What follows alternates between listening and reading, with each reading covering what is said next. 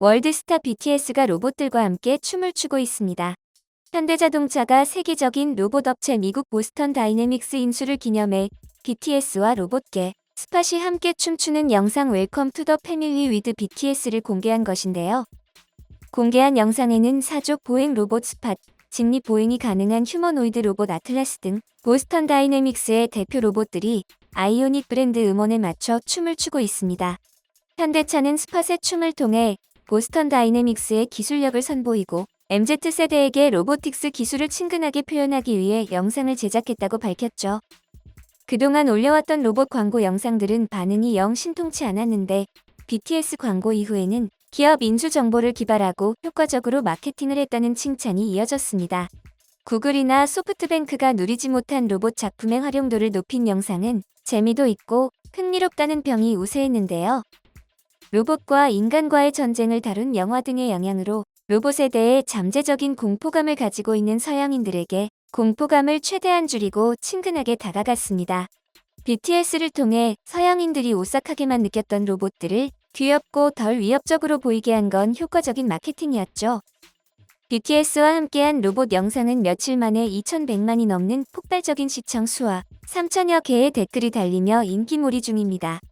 해외에서 아직까지도 현다이로 불리는 현대자동차는 제대로 된 명칭을 정정하느라 애를 먹어왔는데요. BTS의 팬덤인 아미가 아이오닉 CF 시리즈를 보고 현대라고 발음을 교정하며 고질적이었던 현다이 발음이 고쳐지는 추세죠. BTS가 가진 문화적 파워는 곧 중국의 문화 공정을 번번이 실패시키고 또한 숨기려 했던 중국의 왜곡 역사를 드러나게 합니다. 데뷔 때부터 도령 한복을 입고 새해 인사를 했던 BTS 때문에 한복 공정이 수포로 돌아가자 중국은 노선을 달리해 한국의 소품을 강탈하려고 했었는데요. 이때도 BTS가 장애물이 되었습니다. 중국은 갓 술띠가끈과 한국 전통 매듭놀이개 장식품 등 부수적인 것을 자신들의 것이라 주장했지만 BTS가 벌칙으로 한복 입고 공항 가기 컨텐츠에서 이미 보여줬던 것이라 통하지 않았죠. 이들은 벌칙이라고 했지만 술기에 당해까지 갇혀 쉬는 정석에 단정한 한복 선비 차림을 영상에 남겼는데요. 어지간한 BTS 팬이라면 외국인이라도 선비 한복의 허리띠 색과 매듭으로 문관인지 무관인지 심지어 그의 품계를 짐작할 정도로 해박합니다. BTS가 올해 5.18 민주화 운동에 대해 트윗을 올려 중국이 또 한 차례 곤욕을 치렀습니다. 멤버 제이홉은 5.18로 희생된 분들을 추모하기 위해 명복 트윗을 올렸는데요. 이에 대해 해외 팬 계정은 오늘은 5월 18일 광주 민주화운동 기념일입니다. 한국의 역사적인 친민주주의 운동입니다. 슈가는 062 5.18이라는 곡을 썼고 제이홉은 마시티를 부를 때 본인의 파트에서 062 5.18을 노래한 적이 있습니다. 바같이 광주 민주화운동을 기념하는 메시지를 올렸습니다. BTS의 팬들은 BTS의 모든 것을 알고 싶어 BTS가 조명한 한국의 역사를 자발적으로 공부하면서 자연스럽게 동남아까지 주목하게 되었습니다.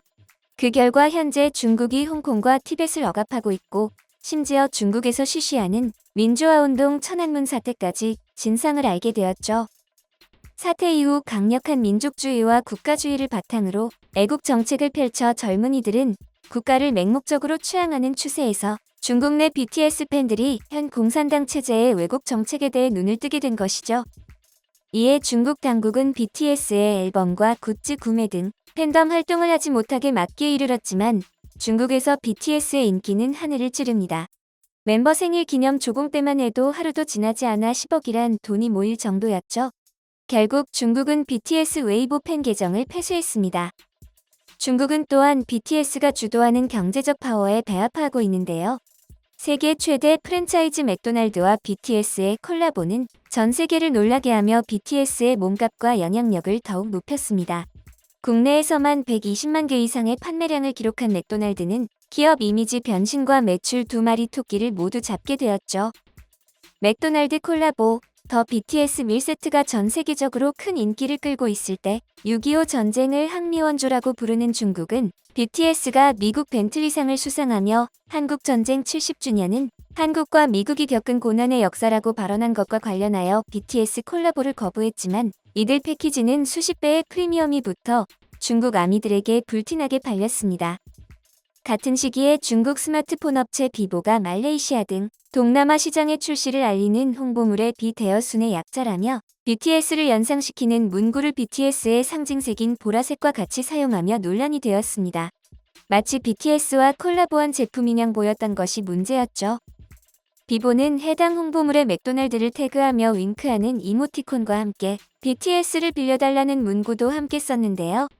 이는 앞서 BTS가 삼성전자와 콜라보레이션을 통해 출시한 갤럭시 S20 플러스 BTS 에디션처럼 보이기도 해서 문제가 이만저만이 아니었습니다. 한편 삼성 갤럭시 모델인 BTS는 평소에도 이 제품을 쓰고 있기로 유명한데요. 갤럭시 S21 조기 출시로 4조 4천억 원에 달하는 영업이익을 거두며 1분기 실적을 견인했던 삼성은 2분기에도 BTS를 통해 잠정 경영실적 집계 결과 매출 63조 원, 영업이익 12조 5천억 원을 기록했다고 합니다. 최근에는 대기업이 아닌 기업들도 해외에서 승승장구하는 기사들이 쏟아지고 있습니다. 정수기, 안마의자처럼 고가의 가전, 가구 제품을 빌려주는 코웨이와 바디프렌드가 BTS를 기용하며 해외 진출의 날개를 단 것입니다. 코웨이는 말레이시아, 미국, 중국, 태국, 인도네시아 등 5개국에 진출한 상태로 연 매출의 20에서 25%가 해외에서 나올 정도로 시장을 다변화하는 데 성공했는데요. 특히 실적이 좋은 곳은 말레이시아입니다. 말레이시아는 BTS 팬덤 10위에 드는 나라로 덕을 톡톡히 본 것이었죠.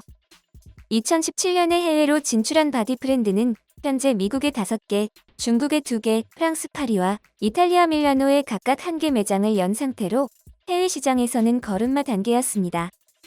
팬데믹이 터지기 이전에 해외 각국에 추가로 출점할 계획을 세우고 1년에 걸쳐 BTS를 섭외한 바디프렌드는 2020년 상반기 매출액 기준 글로벌 안마의자 시장에서 7.5%의 점유율로 1위를 기록하며 종주국으로 불리는 일본 기업 파나소닉과 이나다 패밀리를 2, 3위로 따돌렸습니다.